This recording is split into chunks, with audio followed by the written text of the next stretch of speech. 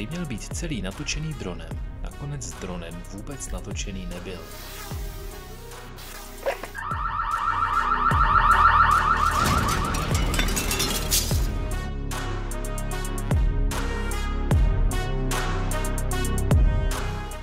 Putování po Estonsku jsme započali ve městě Tartu. To je významné tím, že se v něm nachází jeden křivý dům a jeden ještě divnější dům. Je to také druhé největší město Estonska hned po Tallinnu a sídlí v něm nejstarší estonská univerzita. A tady vstupujeme do toho divnějšího domu. Jak si pozorný divák může všimnout, to, co má být na zemi, je na stropě a opačně. Je to zvláštní pocit a docela z toho bolí hlava. Ale na druhou stranu, tento dům dá zase vyniknout vašim superschopnostem a ze Spidermana udělá tuctovou figurku. Z Tartu jsme vyrazili k jezeru Peipus, které je známé také pod ruským jménem Čudské jezero. Jedná se o 5. největší jezero v celé Evropě a dosahuje šířky až 50 km. Na našem břehu se nachází houpačka a na tom protilehlém Rusko. K Rusku se ale přiblížíme mnohem víc. Město Narva dělí jen řeka od ruského Ivangorodu. Na obou březích řeky, která se také jmenuje Narva, se tyčí staré pevnosti. Ta na estonském břehu se jmenuje Heřmanova pevnost. Valastský vodopád je nejvyšší vodopád v Estonsku. Voda padá z výšky 30 metrů. Dlouho jsme se snažili najít vysvětlení tak výrazně žlutě zbarvené vody.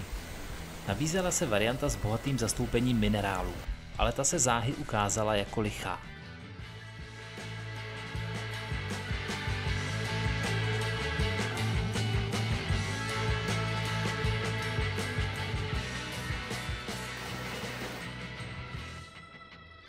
Pod vodopádem se nachází vyhlídková plošina a dřevěný chodník vedoucí k místu, kde se voda z vodopádu vlévá do Baltského moře.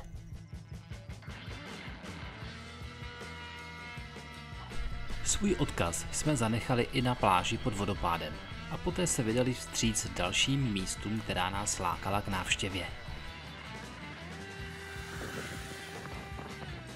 Kunda sem, kunda tam. Toto městečko je alespoň v Estonsku známé pro výrobu cementu. Na původní továrnu, kde se cement vyráběl už od roku 1870, se právě díváme.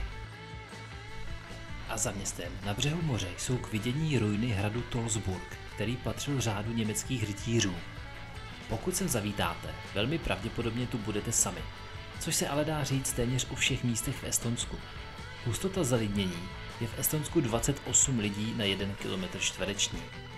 Jaký moc čas nám blbě zařídil ubytka. Our dream was šašlek. V podvečer téhož dne jsme dorazili k našemu domluvenému ubytování. Na místě však nikdo nebyl. Našli jsme si krásnou chatu na břehu jezera se saunou, s grillem. Přijeli jsme tam a nikdo tam nebyl. Tak jsme volali majiteli. Ali říkali v auto, nikdo nepřišel. Nikdo nepřišel, volali jsme na booking. A potom hledali nový hotel.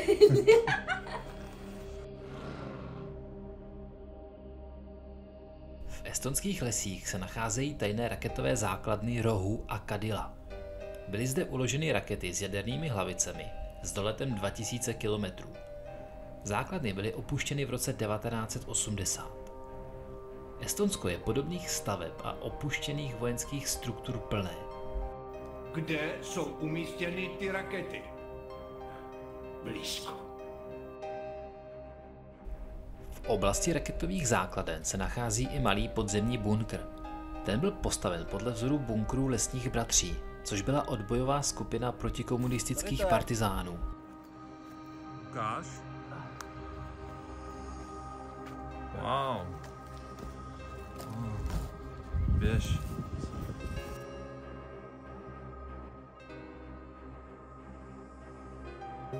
So where we are in Partizan bunker. Yeah. Be quiet. Hello. Hello. 5 minutes. Okay. Sit. Okay. Thank you. Okay, let's go. Let's go. Do městečka Jarva Jány jsme si vyrazili splnit dávné sny.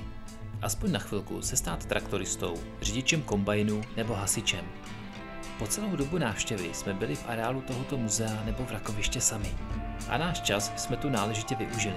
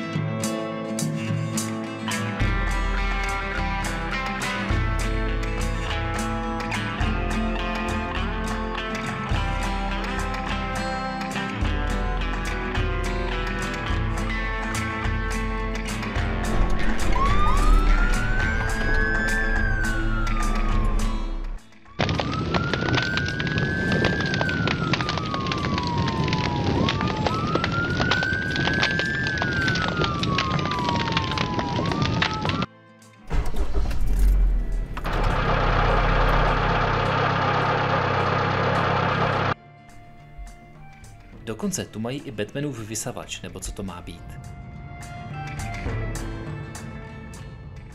Bludné balvany jsou v Estonsku k vidění na mnoha místech a k řadě z nich se vážou staré legendy. Tento balvan je ze všech estonských ten největší. V Harském zálivu u obce Loksa se nachází vrak třístěžnové plachetnice. Loď jménem Raketa sloužila k přepravě nákladů po Baltském moři.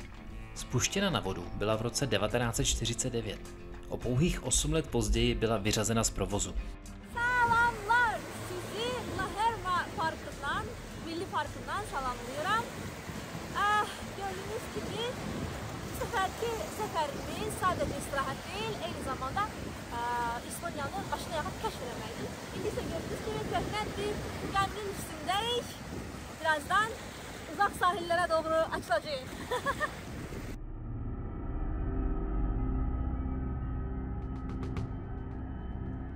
Careful, some animal, wild animal.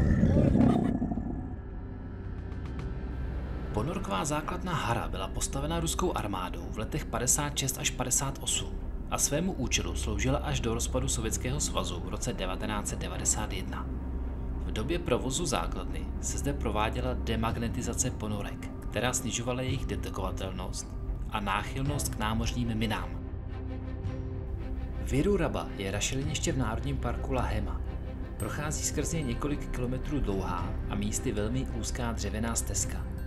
Zhruba uprostřed se nachází vyhlídková věž.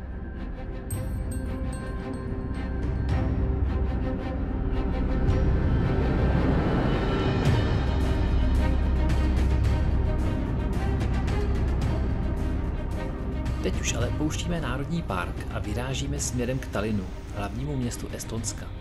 Cestou se ale ještě zastavíme obdivovat vodopád Jägala.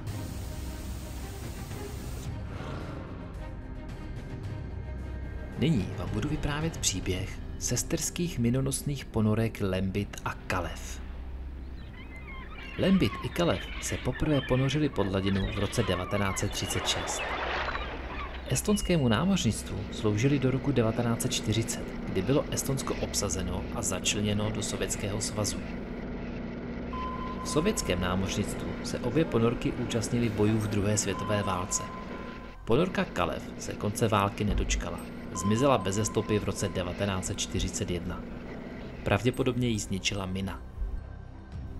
Lembit se Baltským mořem plavila další desítky let, než byla v roce 2011 jako nejstarší sloužící ponorka na světě vyřazena z provozu a umístěna do muzea. It's like baby in your belly. Lembit je opravdovým unikátem a hlavním lákadlem Tallinnského námořního muzea, ale ne jediným.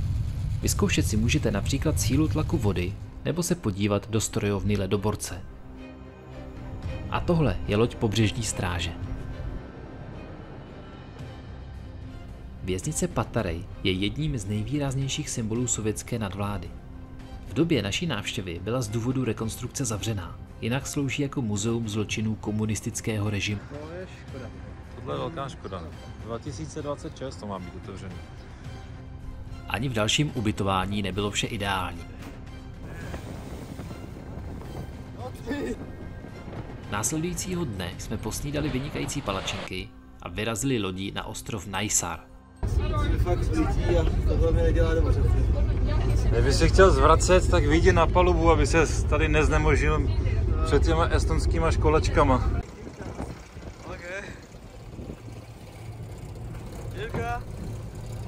Jirka nakonec na palubu opravdu vyšel a po dlouhém vzdoru odevzdal rybám palačinky, které ráno posnídal. Ostrov Naisar, to je hlavně les. Stačí chvilka nepozornosti a člověk se snadno stane kořenovým vězněm. Jardo!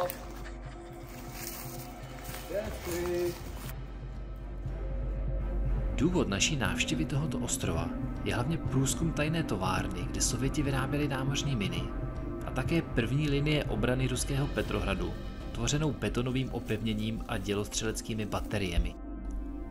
Po konci druhé světové války byl ostrov prohlášen za uzavřenou vojenskou zónu a byl zde vybudován komplex výrobních a skladovacích budov pro námořní miny.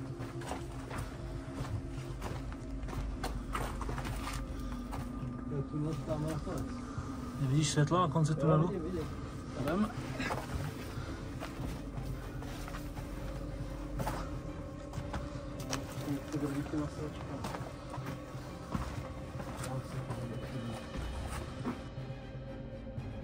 Tohle jsem nikdy neviděl, co je to? Modrý světlo. A co to dělá? Modře svítí. No, tak vůbec nevidím, co tu je. Tady už se věnujeme průzkumu dělostřeleckých baterií, které měly před první světovou válku chránit Petrohrad. Byly všechny prázdný, tak tady je to docela hodně. Koncem roku 1917 došlo pod vlivem Velké říjnové revoluce na ostrově k povstání vojenské posádky. Ta sice byla po několika týdnech z ostrova vyhnána, ale před svým útěkem z ostrova stihli zbouřenci vyhodit všechny baterie do vzduchu.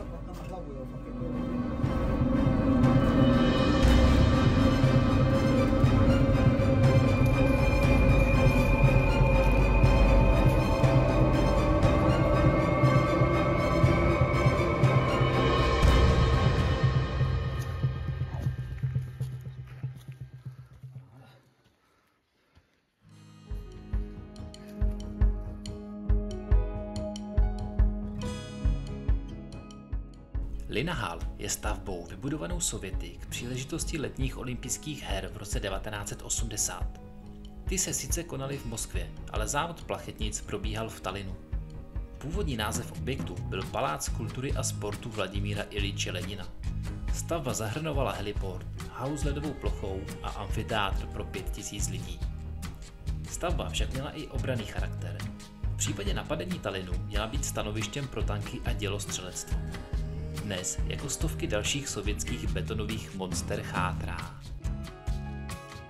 Tallinn je hlavní město Estonska s asi 500 000 obyvatel, což je více než třetina obyvatel celého Estonska. Jedná se o město se zachovaným středověkým vzhledem.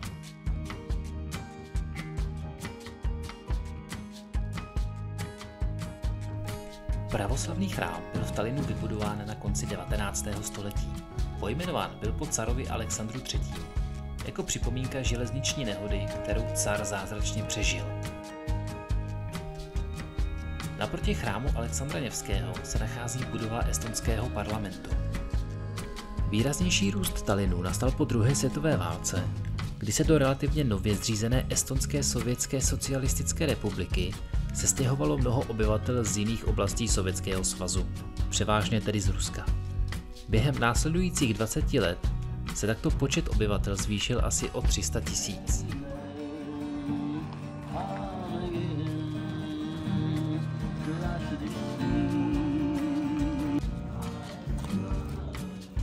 Historické jádro města Vanallin je součástí světového dědictví UNESCO. Údajně až 2/3 budov starého města si zachovalo svůj původní ráz, utvářený od 13. století. Naproti ruskému velvyslanectví najdeme nejstarší estonskou kavárnu, která funguje už od roku 1864. Kavárna se proslavila výrobou marcipánu, který odsud odebírala i ruská císařská rodina. Nejen v lotyšské Rize, ale i v estonském Tallinnu bychom našli dům Bratrstva černých hlav. Jednalo se o profesní sdružení majitelů lodí a obchodníků působících v Pobaltí. Tady vidíme památník připomínající potopení trajektu Estonia v roce 1994. Loď se potopila uprostřed Baltského moře během cesty z Tallinnu do Stockholmu. Zemřelo tehdy 852 lidí. Příčinou bylo dle vyšetřování otevření předního hledí lodi na rozbouřeném moři, ale objevovaly se i různé konspirační teorie. Rumu je vápencový lom, který je dnes z větší části zaplavený. Během sovětské éry zde vápenec těžili vězni z přilehlé věznice. Během těžby byla odčerpávána podzemní voda. Po ukončení těžby i odčerpávání lom velmi rychle zaplavila voda a vytvořila jezero. Vedle jezera je hora tvořená hromadou vytěžené strusky. Vlivem eroze získala svůj jedinečný vzhled. Vstup do celého areálu je uzavřen, ale za drobnější poplatek se dovnitř dostat dá. V létě slouží jezero i k vodním radovánkám.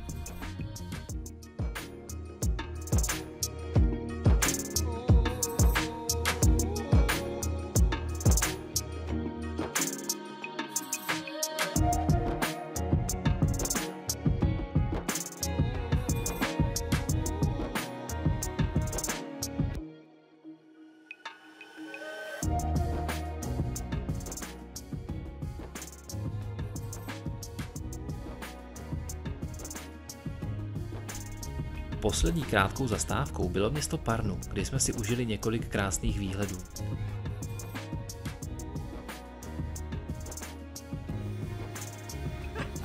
Nakonec jsme z našeho terénního auta udělali opět malý osobní vůz a po 15 najetých kilometrech ho vrátili zpět majiteli.